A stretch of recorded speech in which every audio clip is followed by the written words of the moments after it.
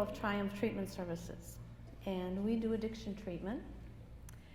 And we do some other things too, but that's for another time, maybe.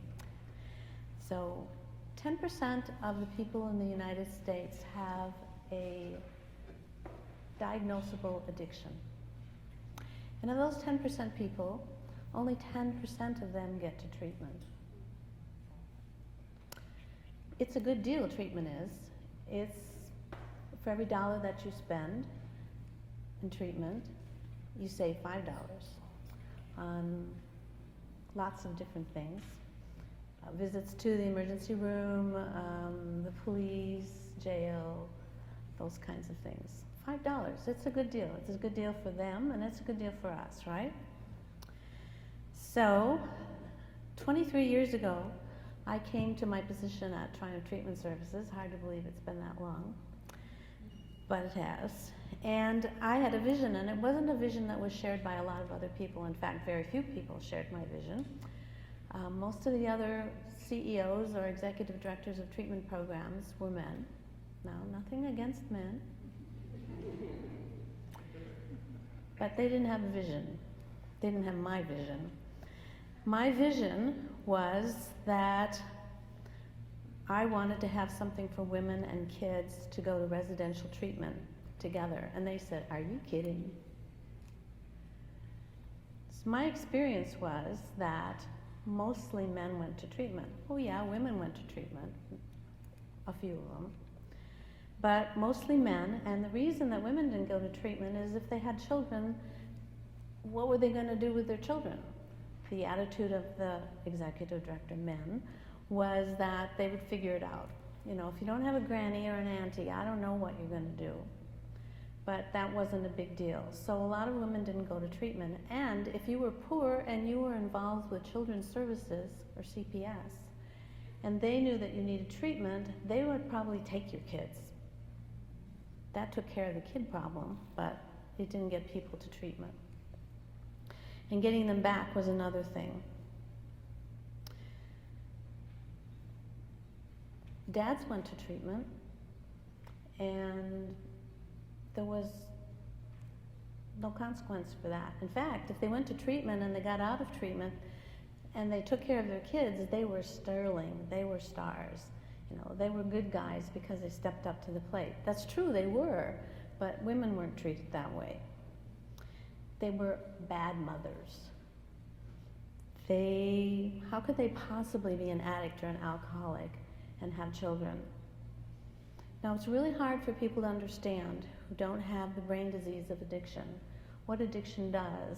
And addiction keeps you from doing some of the right things that you would like to be able to do. All these women love their kids.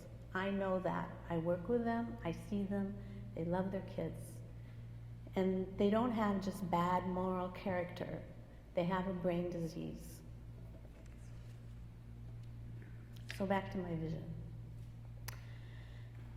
So we had a couple of things come together that allowed us to do some of the things that I wanted to have done.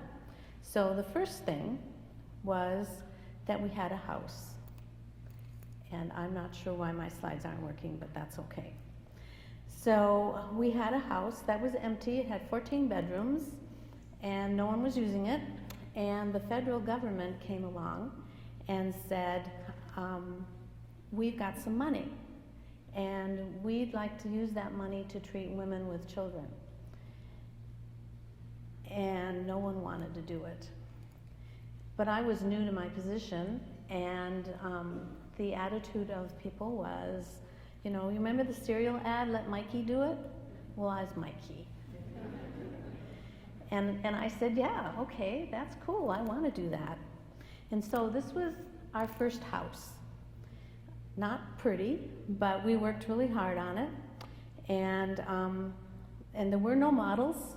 We really couldn't find anyone that could tell us how to do it. Everybody still thought we were nuts.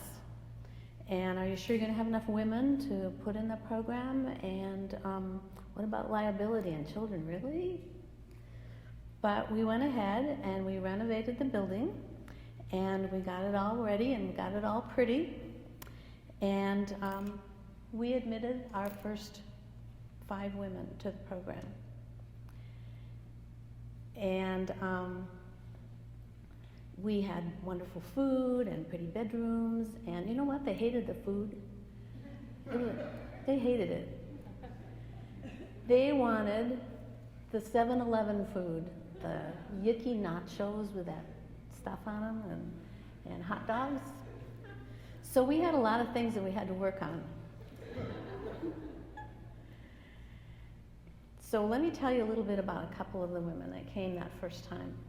One of the women had just had brain surgery, and because she had had an aneurysm from her heroin use. And she came to the program with her baby. She was pretty foggy. She was very paranoid. She did things like take her baby into the shower because the baby needed a bath. So there were a lot of things to work on. One of the other women was 13, and she was very pregnant. I mean, very pregnant. And she didn't have any proper clothes to go to court. We had to buy clothes for her to go to court. One of the other women, oh, and I should tell you, the first one with the brain aneurysm, she's functional, she's in the community, and that little baby is working as a chemical dependency counselor. The 13-year-old who was very pregnant was able to continue on, go to school, had 3 children altogether and never lost her kids. One of the other women came to us. She was in protective custody because she had seen some very bad things. She was pregnant, she was scared, she'd been using since she was a little girl, and she now works for us. She has her bachelor's degree in accounting, and her children, she had 2 more children after that, and they're all great, and she's great. So we had this great program, and women stayed there for 6 months, and then they went out into the community and they relapsed, and it broke our hearts because they were doing so well. And we decided that we needed to do housing, and so this is our first housing program. We had 20 units so that they had a safe, clean, sober, case-managed place to live. And so we still have that today. We have many other programs, many other housing programs as a result of that. We have 144 different kinds of units of housing, and these are some of them coming up. So are we successful? Were we successful? Well, we now have 3 programs like that on a campus with a licensed childcare. There are a total of 8 programs like that in the state of Washington using that same model. 50 women we average about 50 women admitted to the program every year. So that's 150 women that get treatment that 23 years ago would not have gotten treatment because they had kids. It wouldn't have gone anywhere.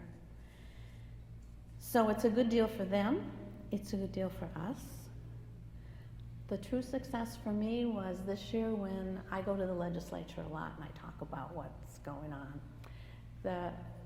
The legislature decided, in spite of the fact that they wanted to cut and cut, they did not want to cut a single bed like that for women and children. And I consider that a great, great success. So I'm blessed, and I love my job.